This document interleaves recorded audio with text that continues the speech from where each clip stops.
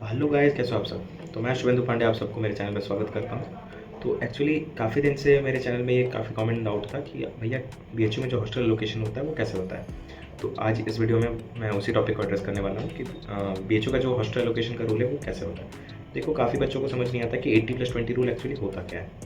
तो देखो, 80% जो होता है 80% आपका मेरिट के बेसिस पे आपका मतलब जो होता है 80% आपका मेरिट मतलब आपका जो सीयूटी मार्क्स है, इंडेक्स नंबर आपका देखा जाएगा, प्लस आपका 20% जो है 20% आपका डिस्टेंस फ्रॉम योर नियरेस्ट मतलब जो स्टेशन होता है उधर से लेके आपका बीएचयू तक आपका कितना डिस्टेंस है, ये 20% पे काउंट होता है। तो इन दोनों को मिलाकर आपका एक मेरिट लिस्ट बनता है, ठीक है।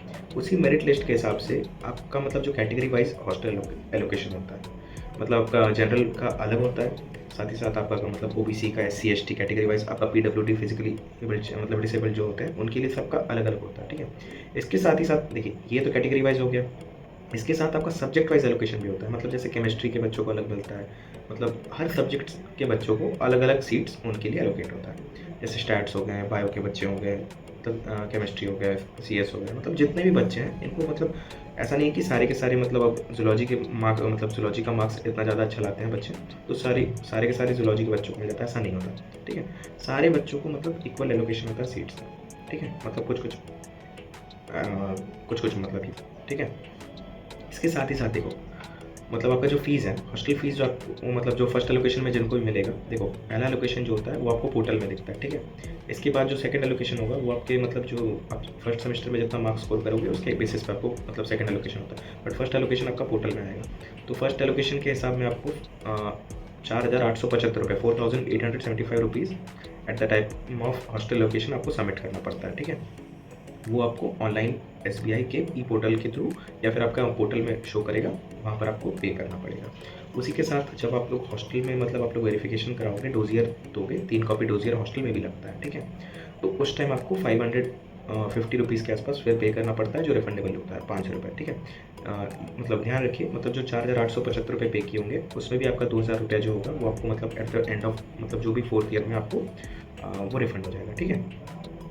तो आपका जो हॉस्टल फीस वो पर सेमेस्टर का 2,875 रुपीज़ हुआ। तो इसी के साथ साथ, तो ये तो फीस का फंडा क्लियर हो गया, ठीक है। इसके साथ साथ आपको मेस कहाँ पर मिलेगा, देखिए मेस यहाँ पर ऐसा नहीं है कि आपको मतलब मेस का चार्जेस इसमें इंक्लूडेड नहीं था। मेस का चार्ज कैसा होगा कि आपको पर डे के हिसाब से भी आप पे कर सकते हो, और एक रजिस्टर टाइप का बना हुआ रहता है, मतलब उसमें आप जाकर अगर खाओगे, मतलब आप जनरल मील लोगे तो 55 रुपीज़ लगेगा। अगर आप एग वगैरह खाते हो या फिर कोई भी नॉनवेज वगैरह खाते हो या पनीर खाते हो तो उसी के हिसाब से मतलब जैसे पनीर का हो गया 75 रुपीज़ हो गया, जो चिकन वगैरह खाते हैं वो 85 रुपीज़ के आसपास देते हैं, जो एग खाते हैं वो भी 75 रुपीज़ के आसपास ही देते हैं। तो इसके हिसाब से आपको एक रजिस्टर बनता है, उसी में आप पर डे के हिसाब से मतलब आप जितना दिन भी खाते हो उसी के हिसाब से आपके मेस महाराज आपसे मंथ के एंड में आपके मतलब हिसाब करके आपको पे करना होता है। मतलब गर्ल्स हॉस्टल में शायद मतलब उनका ब्रेकफास्ट भी मिलता है, तो उसके हिसाब से आप लोग अपना समझ सकते हो कि 4 से 4,500 आपको मंथली आपका मेस का चार्जेस है, ठीक है। तो देखो, यही दो कॉमन डाउट्स होते हैं कि हॉस्टल में कहाँ मिलता है। अब जिन बच्चों को देखो हॉस्टल नहीं मिलता है, ठीक है, तो वो एक्चुअली अपना फर्स्ट सेमेस्टर का जो मार्क्स हो गया और अटेंडेंस हो गया वो अच्छे से मेंटेन करके चलिए, क्योंकि सेकंड अलॉटमेंट जो भी आता है आपको, ठीक है। देखिए, फर्स्ट अलॉटमेंट में साइंस के बच्चों को रामाकृष्ण हॉस्टल अलॉट होता है, बट सेकंड सेमेस्टर मतलब फर्स्ट सेमेस्टर का मार्क्स से सेकंड अलॉटमेंट होता है।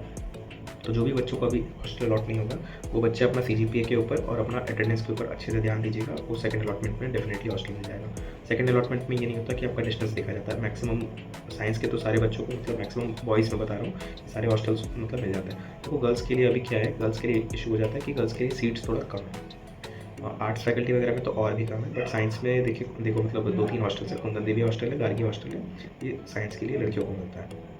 तो उनमें थोड़ा सीट्स कम होने के कारण मतलब जो भी टॉपर्स हैं, मतलब जो मेरिट लिस्ट है उनका थोड़ा कट ऑफ बहुत हाई जाता है। तो जो फर्स्ट या सेकंड राउंड में बच्चे मतलब लड़कियां आती हैं और जिनका डिस्टेंस बहुत ज़्यादा होता है, मतलब 500 to 600 किलोमीटर्स, ये बहुत ही अच्छा ज़्यादा मार्क्स स्कोर किया तब जाके उनको 250 किलोमीटर to 300 किलोमीटर्स के रेंज में उनको हॉस्टल मिल पाता है। तो उनके लिए ठीक है, बट तो उन्हें जब हॉस्टल नहीं मिलता तो वो नरिया साइड या लंका साइड अपना स्टे कर सकते हैं, मतलब मैंने वीडियो बनाया है, 8,000 to 9,000 के आसपास आप लोग अच्छे से रह सकते हैं, ठीक है। तो आज का वीडियो यहीं पर एंड करते हैं। इसके साथ ही हॉस्टल से रिलेटेड आपको कोई भी इसके बाद कोई भी डाउट हो तो आप मुझे पूछ सकते हो, ठीक है, मैं उसको एड्रेस करूंगा, ठीक है। तो चलिए, हर हर महादेव, चैनल को सब्सक्राइब करके जाओ यार। आप लोग सब्सक्राइब करोगे तो मेरा मतलब मोटिवेशन बढ़ेगा, ठीक है, और आप लोग मेरे से हेल्प पाते रहोगे।